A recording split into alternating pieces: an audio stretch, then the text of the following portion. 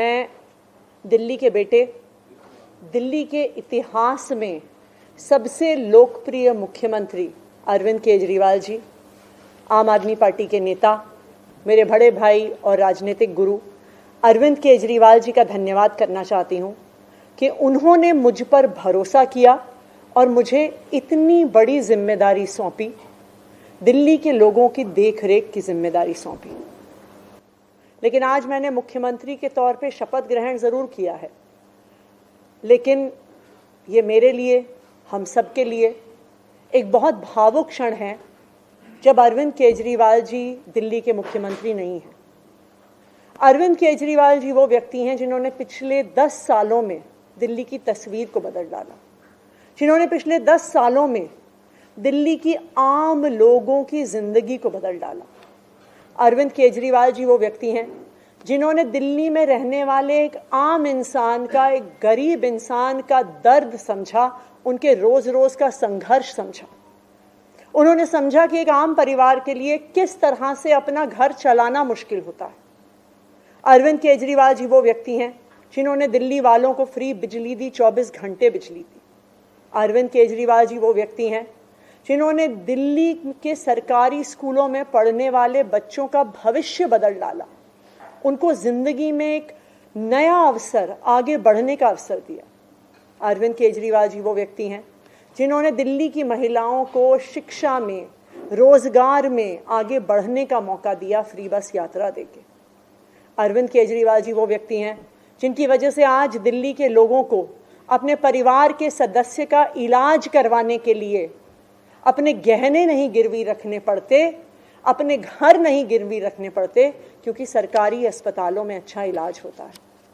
तो जब अरविंद केजरीवाल जी दिल्ली के मुख्यमंत्री नहीं रहते तो ये हम सब के लिए एक बहुत मुश्किल और एक भावुक घड़ी। आज क्यों अरविंद केजरीवाल जी दिल्ली के मुख्यमंत्री नहीं हैं?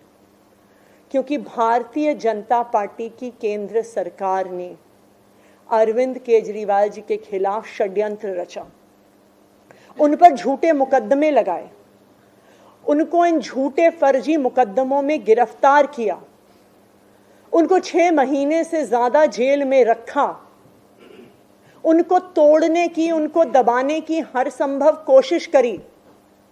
लेकिन अरविंद केजरीवाल जी टूटे नहीं, अरविंद केजरीवाल दबे नहीं। अरविंद केजरीवाल जी को सुप्रीम कोर्ट ने जमानत दी, एक ऐसे कानून में जमानत दी जिसमें पीएमएलए में जमानत मिलना लगभग असंभव होता है। और सुप्रीम कोर्ट ने ना सिर्फ उन्हें बेल दी, बल्कि बेल देते हुए केंद्र सरकार के मुंह पे तमाचा मारा और कहा कि अरविंद केजरीवाल जी की गिरफ्तारी एक दुर्भावना के तहत हुई थी। ये कहा कि केंद्र सरकार की एजेंसी सीबीआई, ईडी पिंजरे में बंद एक तोते की तरह हैं जो सिर्फ अपनी मालिक की आवाज में बोलती हैं।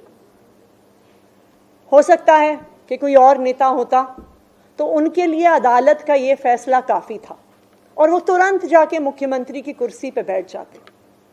लेकिन अरविंद केजरीवाल जी ने इस देश की राजनीति में एक ईमानदारी और नैतिकता की मिसाल कायम करते हुए मुख्यमंत्री की कुर्सी से इस्तीफा दे दिया।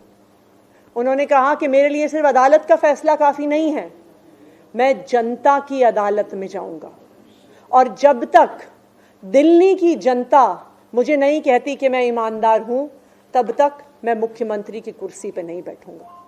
मुझे नहीं लगता कि इस देश के इतिहास में या शायद इस दुनिया के इतिहास में ऐसा कोई नेता रहा होगा, ऐसी ईमानदारी और नैतिकता की मिसाल रही होगी जो आज अरविंद केजरीवाल ने देश और दुनिया के सामने रखी है।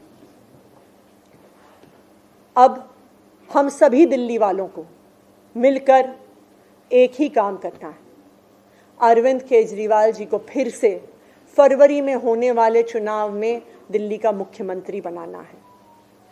अगर दिल्ली के लोग अरविंद केजरीवाल जी को दिल्ली का मुख्यमंत्री नहीं बनाते तो जो फ्री बिजली आज दिल्ली वालों को मिल रही है, भारतीय जनता पार्टी अपना षड्यंत्र रच के उसको खत्म कर देगी। जो सरकारी स्कूल अरविंद केजरीवाल जी ने सुधारे हैं वो फिर से बदहाल हो जाएंगे, मोहल्ला क्लिनिक बंद हो जाएंगे, अस्पतालों में इलाज बंद हो जाएगा, महिलाओं की फ्री बस यात्रा बंद हो जाएगी। तो 2 करोड़ दिल्ली वालों को मिलकर फिर से अरविंद केजरीवाल जी को दिल्ली का मुख्यमंत्री बनाना है। अगले 4 महीने के लिए मेरा यही काम रहेगा कि जो दिल्ली वाले परेशान रहे पिछले 1-1.5 साल में, जब से भारतीय जनता पार्टी का षड्यंत्र शुरू हुआ, जब से भारतीय जनता पार्टी ने एक एक करके हमारे नेताओं को जेल में डालना शुरू किया, जब से भारतीय जनता पार्टी ने एक एक करके हमारे मंत्रियों को जेल में डालना शुरू किया, जब से भारतीय जनता पार्टी के एलजी साहब ने दिल्ली सरकार के काम रोकने शुरू किए, आप देखिए पिछले 2 साल में भारतीय जनता पार्टी ने दिल्ली वालों को परेशान करने में कोई कसर नहीं छोड़ी। जब से अरविंद केजरीवाल जी जेल गए, दिल्ली वाले भी परेशान हुए। भारतीय जनता पार्टी ने दिल्ली वालों के पानी के बिल हम ठीक करना चाहते थे, उन्होंने उस काम को रोक दिया। भारतीय जनता पार्टी ने जो सड़क के रिपेयर के काम है वो रोक दिए। भारतीय जनता पार्टी और उनके एलजी साहब ने अस्पताल में मिलने वाली दवाइयां रोक दी, अस्पताल में और मोहल्ला क्लिनिक में टेस्ट रोक दिए, दिल्ली से कूड़ा उठना रुक गया।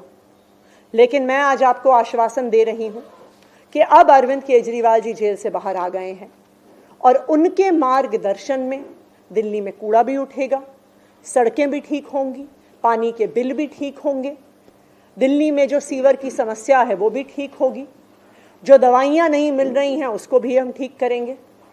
मैं दिल्ली वालों को यह आश्वासन देना चाहती हूं कि अब अरविंद केजरीवाल जी जेल से बाहर हैं, भारतीय जनता पार्टी का कोई भी षड्यंत्र हम सफल नहीं होने देंगे। Thank you.